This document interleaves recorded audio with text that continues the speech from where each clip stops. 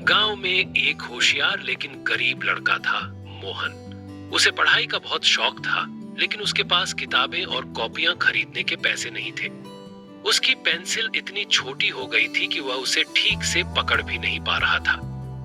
एक दिन जब वह स्कूल से लौट रहा था, तो रास्ते में उसे एक बूढ़े बाबा मिले। बाबा ने मोहन की परेशानी समझ ली और उसे एक चमचमाती हुई पेंसिल देते हुए बोले, बेटा, यह कोई साधारण पेंसिल नहीं है, बल्कि एक जादुई पेंसिल है। इससे जो भी तुम लिखोगे वह सच हो जाएगा, लेकिन इसे हमेशा अच्छे कामों के लिए इस्तेमाल करना।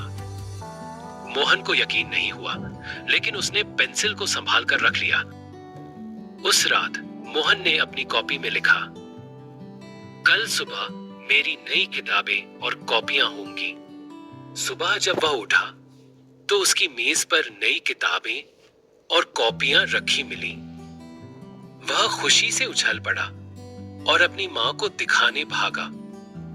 अब मोहन समझ गया कि यह पेंसिल सच में जादुई थी। फिर उसने सोचा कि इस पेंसिल से वह और क्या अच्छा कर सकता है। उसने देखा कि गांव के कई बच्चे स्कूल नहीं जाते थे, क्योंकि उनके पास किताबें और फीस के पैसे नहीं थे। उसने अपनी कॉपी में लिखा, गांव के सभी बच्चों को किताबें और यूनिफॉर्म मिल जाए। अगले दिन सभी बच्चों को नई किताबें और कपड़े मिल गए। गांव वाले यह देखकर बहुत खुश हुए। कुछ दिनों बाद मोहन ने देखा कि गांव में पानी की बहुत समस्या थी। उसने फिर अपनी पेंसिल से एक कुआं और हैंडपंप की तस्वीर बनाई। अगले दिन गांव के बीच में एक सुंदर कुआं और नया हैंडपंप दिखने लगा। अब गांव में पानी की कोई कमी नहीं थी।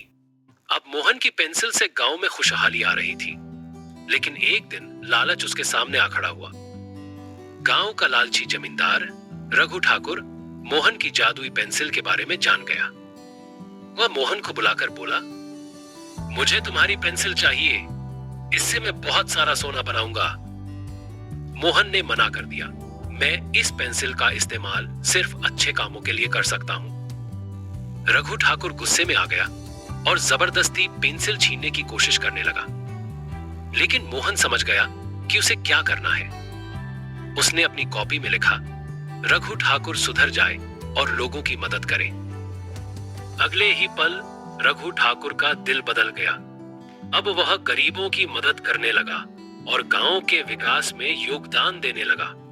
गांव में अब सब कुछ अच्छा हो गया था। बच्चे स्कूल जाने लगे, पानी की समस्या खत्म हो गई और लोग मिलजुल कर रहने लगे। फिर एक दिन बूढ़े बाबा फिर से आए। उन्होंने मोहन से कहा, बेटा, तुमने इस पेंसिल का बहुत अच्छा उपयोग किया, लेकिन अब तुम्हें इसे मुझे लौटाना होगा, ताकि इसे किसी और जरूरतमंद को दिया जा सके। मोहन को थोड़ी उदासी हुई, लेकिन उसने खुशी खुशी पेंसिल बाबा को लौटा दी। बाबा ने मुस्कुराते हुए कहा, सच्चा जादू किसी चीज में नहीं, बल्कि हमारी मेहनत, ईमानदारी और अच्छे कर्मों में होता है। इसके बाद बाबा वहां से गायब हो गए। अब मोहन ने समझ लिया कि असली ताकत किसी जादू में नहीं, बल्कि मेहनत में होती है।